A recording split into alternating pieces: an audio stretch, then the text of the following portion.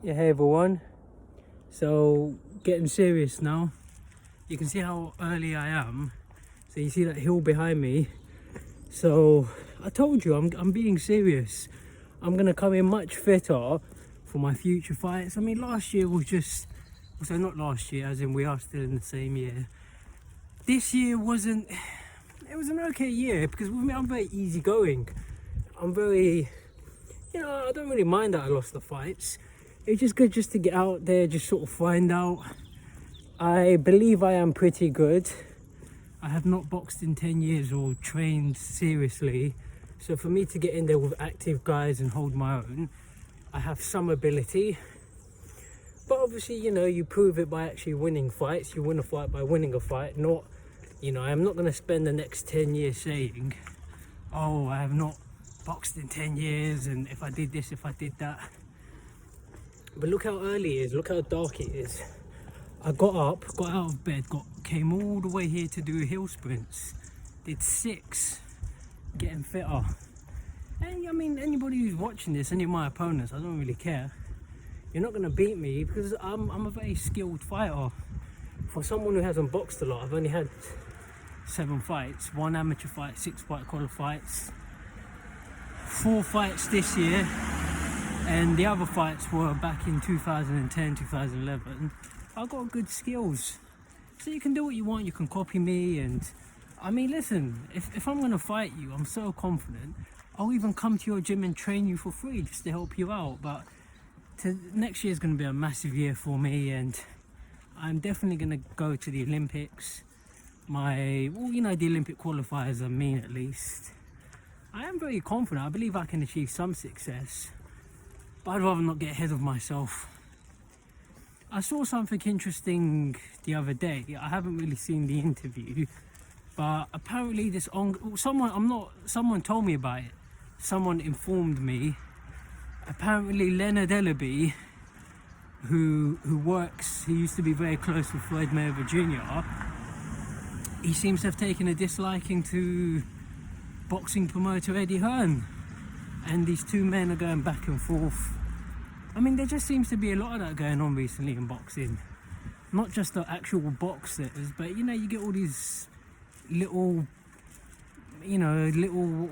animosity here and there. Obviously you have the Porky's Corner versus the Spencer Fearon. The Mickey Theo versus John Fury. What else can I think of?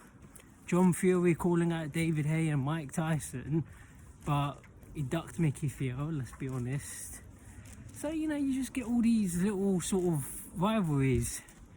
And then obviously you had the situation, you had the me and Tyan booth. Which, it's a bit of a silly thing, but I'm sure that me and Tyan booth will happen next year, I'm quite sure of it. I mean, it's going to be embarrassing if I go to the Ingle gym, if I announce I'm going to stay in Sheffield for the next 2 weeks, come to the gym, Tyan. If he doesn't turn up, that's going to be embarrassing, and I will do that.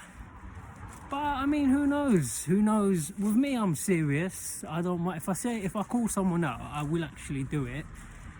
And obviously, Tyan's a serious guy because obviously he's boxed professional before. But a lot of these other people like Ellerbe and Hearn, but these people aren't really fighters. I mean, you can talk a good game, but are they actually going to do it? And I think the problem, with boxing right now, it just seems to be about celebrity status.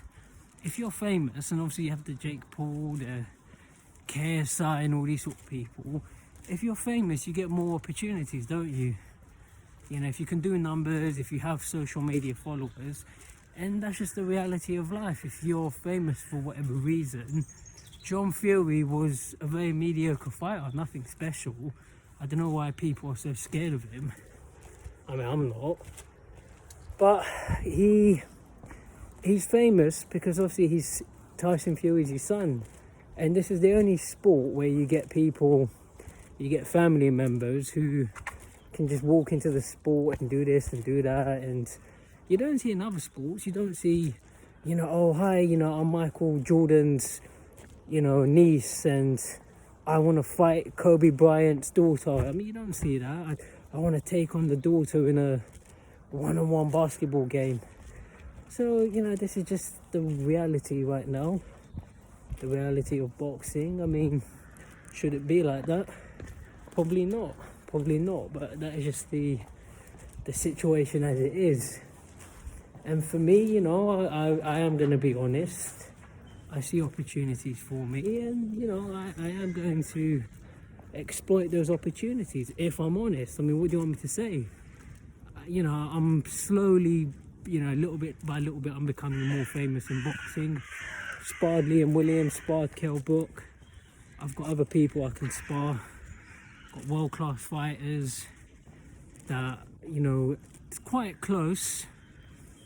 I've got certain people's phone numbers, and I'm not lying. Obviously, you know, I sparred Kell Brook. I have the video footage of that. And when I spar these people, it is going to be filmed, so you can see I am not lying. Is there any other real points I want to make in this video? That pretty much sums it up. Gonna go to Eritrea, become a lot more famous there. Definitely very, very, very famous.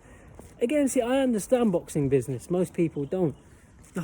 One of the big reasons I want to go to Eritrea, obviously I want to get signed up for the Olympics and say, look, I want to represent you in international tournaments leading up to 2024.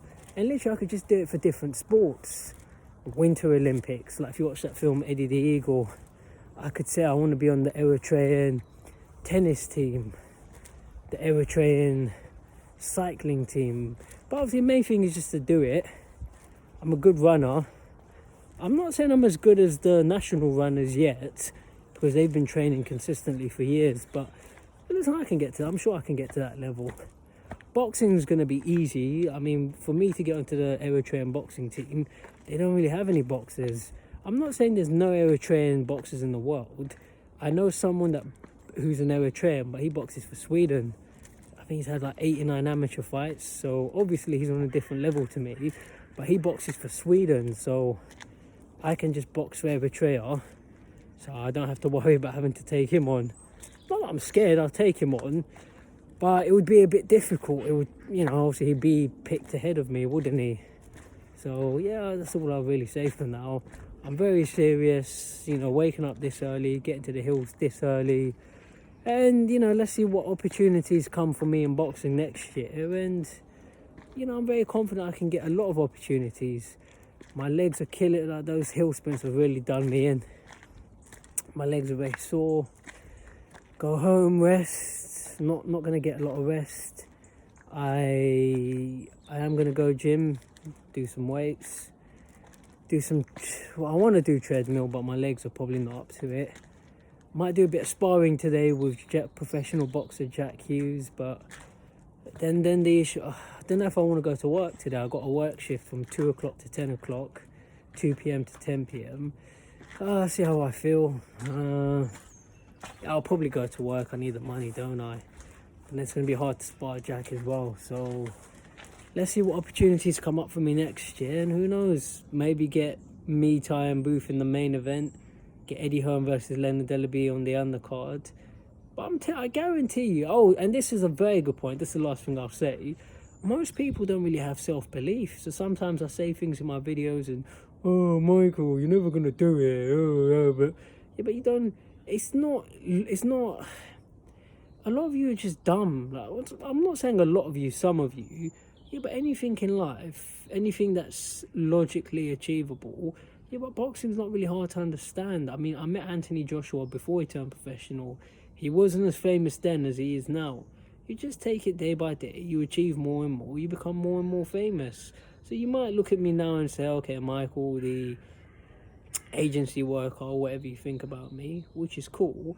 But as I achieve more and more, you know, you're going to say, oh, Michael, the guy that sparred, see if it all goes well, you know, Michael, the guy that sparred Kell Brook, Michael, the guy that sparred Katie Taylor, Michael, the guy that sparred Anthony Joshua, Michael, the guy that's had 20 amateur fights and he's won all 20.